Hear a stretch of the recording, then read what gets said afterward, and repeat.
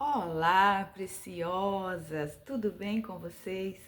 Graças a Deus por mais uma semana que está iniciando, com novas oportunidades, novas chances, novos recomeços, porque as misericórdias do Senhor, elas se renovam todas as manhãs, todos os dias em nossas vidas. E eu quero agradecer a todos vocês que já se inscreveram no nosso canal. O YouTube já mandou um comunicado que dentro de pouco tempo nós já conseguimos 100 inscritos. Eva, glória a Deus, o Senhor é bom. Isso significa que a palavra do Senhor está sendo transmitida e compartilhada com outras pessoas. Deus abençoe a todos vocês que já se inscreveram e eu quero mais uma vez continuar pedindo, se inscreva nesse canal, compartilha com outras pessoas, deixa o seu joinha lá para assim o YouTube entender que esse é um conteúdo relevante e continuar levando essa mensagem a mais pessoas, tá bom? Eu quero compartilhar com vocês hoje a história sobre um homem improvável. Nosso Deus, ele é especialista em escolher pessoas improváveis. Aquelas que aos olhos humanos não têm nenhuma importância. Ah, quem é esse aí? Ah, não vai chegar em lugar nenhum, não vai dar nada não. Era assim que Gideão se via. Hoje nós vamos falar um pouquinho sobre Gideão. A Bíblia nos conta que ele era do clã mais pobre, ele era uma jovem da casa do pai. Então, aos olhos dele, ele olhava para ele mesmo e ele não via nenhum potencial, ele não via nada que pudesse agradar alguém. Além disso, eles estavam vivendo sob uma pressão muito grande. A Bíblia nos conta que os midianitas e outros povos estavam avassalando aquele tempo, aquela nação, os israelitas, e estava tirando tudo deles. Então imagina a situação que Gideão estava. Ele estava amedrontado, ele estava com a autoestima dele lá embaixo, ele estava confuso, porque ele ouvia as histórias que Deus era grande, que Deus havia feito sinais, feito maravilhas no meio do povo, e agora ele olhava e via o contexto da história dele, ele via o que estava acontecendo, o cenário dele, totalmente diferente daquelas histórias que ele ouvia. Então, além de ser um improvável, ele estava amedrontado, ele estava vivendo sob pressão, ele estava vendo tudo se desmoronando ao seu redor. Mas o nosso Deus, ele é extraordinário e ele pega, sabe, aquelas coisinhas assim que se considera insignificantes, as coisas vis deste mundo para confundir aquelas que são. Eu quero compartilhar com vocês aqui essa palavra que eu sou apaixonada no livro de 1 Coríntios, o capítulo 1 e o versículo 27 diz assim, vou ficar um pouquinho de cabeça baixa para eu ler no mínimo detalhe para você entender como essa palavra ela é extraordinária. Pelo contrário, Deus escolheu as coisas loucas do mundo para envergonhar os sábios e escolheu as coisas fracas do mundo para envergonhar as fortes.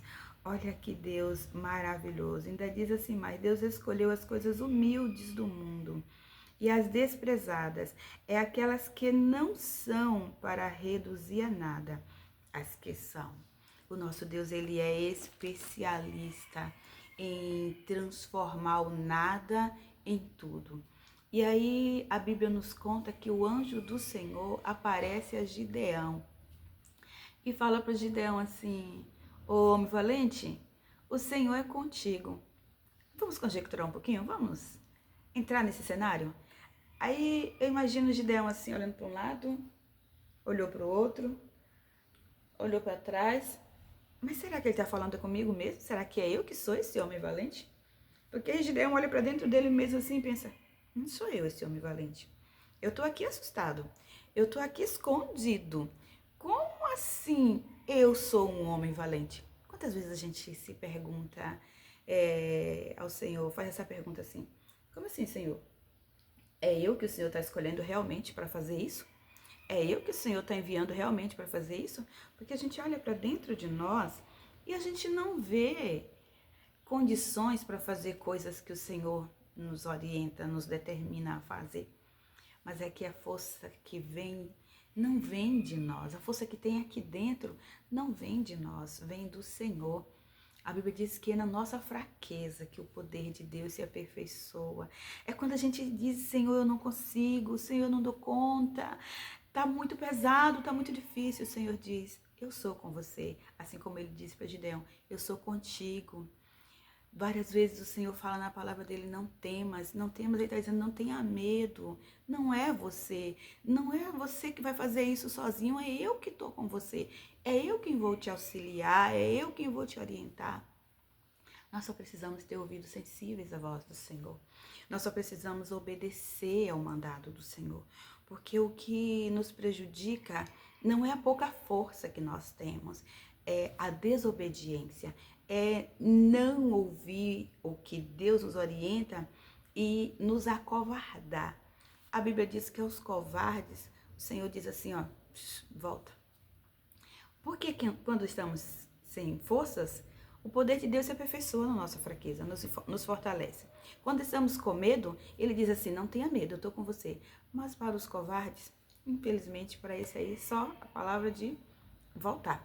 Caminho, ó, para trás, volta lá, porque você é um covarde, você não está afim de obedecer, de seguir o que eu estou ensinando, mas Gideão, ele fez essa pergunta, mas ele entendeu que, pera um pouquinho, se ele está dizendo que eu sou um homem valente, então eu vou ser sim esse homem valente. E aí Gideão faz toda aquela narrativa, conversa bastante, faz um sacrifício, mas ele entende que naquele momento Deus estava chamando ele para uma grande obra. Aos olhos humanos, Gideão ele era incapaz de liderar um grupo, muito menos liderar 300 homens, como foi o final da história, para salvar uma nação. Ele era incapaz de liderar ele mesmo, porque ele estava ali num momento de muito medo, de muita tensão. Ele estava malhando o trigo no lagar, no lugar de pisar uvas, escondido.